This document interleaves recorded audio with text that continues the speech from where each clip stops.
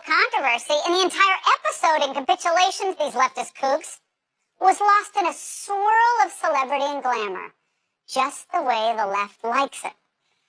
Oh, and some of those 30-plus visiting Democrats were right there plodding along in the audience Sunday night. But poor babies, they had to buy their own Hamilton tickets, according to reports. But don't worry, they got to attend an after-party with the cats for free, courtesy of the Latino Victory, the liberal PAC. You see, the elites always stick together. I bet they thought they were in the room where it happened, even if they weren't. And that's the angle.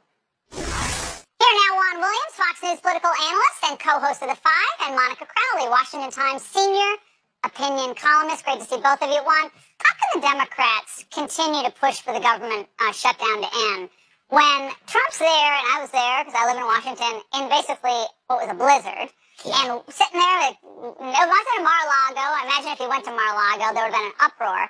But these Democrats, after bemoaning PAC money and big money and lobbyists, they go hang out in Puerto Rico with 109 lobbyists during a shutdown. Like, why is that happening? Let me get this straight. Have the phones broken? They can't talk? And there's 30 people. So you would have been okay with Trump going to Mar-a-Lago? No, Trump is different. Trump is the one who shut the government. These 30 people are not the ones who shut the government. And let me just say, you have Senator Mitch McConnell there, a fellow Republican. You have Senator Lindsey Graham. They've all said, let's reopen government. What's the message to the people? You're sitting down there, like, please. Setting aside the visual of Menendez without his shirt on. You know what? I like your mockery. I enjoy it. I can see why the right would enjoy it, especially with Menendez given his past problems. But this is not speaking. It wasn't the Dominican Republic. It wasn't. If he had gone to the Dominican Republic, that would have been bad. You are just tickling me tonight. That's all. You're just making fun. You're just having a good time. Juan. What? You can't, if you're Menendez with everything, everything you've been through. Because you just opened yourself to Laura Ingraham. Laura Ingraham is going to skewer you, Senator. Would you go, you wouldn't have the judgment to do that. You wouldn't go, you'd look better shirtless than Menendez. I'm sorry, it's probably a violation of every rule, but Micah, you get the point. They're all wanting to look so serious they're so worried about the government. These guys are living the high life down in Puerto Rico. Now, I'm glad they're helping the people of Puerto Rico if they're raising any money.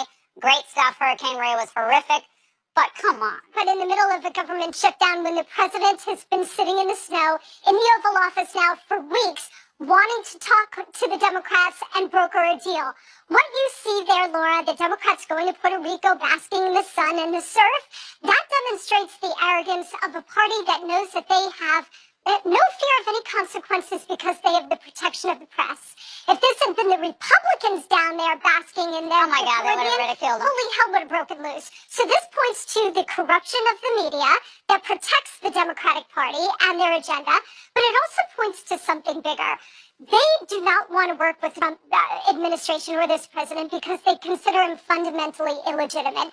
That's what the FBI stories are all about. That's what the Russia hoax was all about. And it continues to this day. So while we're talking about looking forward to the 2020 election cycle, they're still fighting the 2016 cycle. And they're doing everything they can, including shutting down the government and not working with this president on national security interests of the United States because they are still intent on destroying. This is what Trump said about the Puerto Rican extravaganza. Let's watch. I could relax. I've been in the White House because I think it's very important to be there. And other people went on a nice, wonderful vacation over the weekend. They had a great time. Good for them. He also talked about how this is all about 2020. I think he's the one. Let me just. They've moved beyond 2016. It's about 2020 Is that character you just showed, Mr. Poor Me, I'm all alone in the White House? He's making a joke. He's making it. Oh, it's a joke. They were tweeting out photos of the snowy White House. This is a guy who, remember when he went after Obama? Obama goes on vacation. Obama goes golfing. He is twice as much on the golf course. And at he's created twice as many jobs, too, probably, no, right? he has not. It's about manufacturing jobs? Absolutely. Absolutely not. You are absolutely wrong. Look it up on your BlackBerry. In fact, Obama has said he created more jobs in his last 17 months than Trump did in his first 17. Must we remember the comment? How does he think these manufacturing jobs are ever going to... They're never coming back. Remember, they're never coming back? And he's gonna wave his magic wand and the trade deals will be You guys are running so fast. I'm amazed that you made it up here to New York. But you are running so fast to get away from Trump, to get away from the fact that fellow Republicans I'm not getting away from Trump at all. You get away from Trump, the party's going down the tubes. So that's what it's about. In other words, you just got to back Trump no matter what, no matter the fact that he shuts down the because he's right on the issue. So he's you think wrong on this is the future who? Jeb Bush? Who's what? Is the future of the Republican Party Jeb Bush? No, the Republican Party. Jeff Flake? Is it Bob Corker? The Republican, Losers. Sorry, the they all Republican Party has cratered, and it's become really? the party of Trump. And all you can do is Yours say, is the party of whatever Trump says, anti-Semites, I'm going Tulsi back. Gabbard, and other people who criticize Israel for nothing. As Trump said, he could shoot a man on Fifth Avenue, and Laura Ingraham would back him. Look, now I don't think he said that one, but I appreciate it.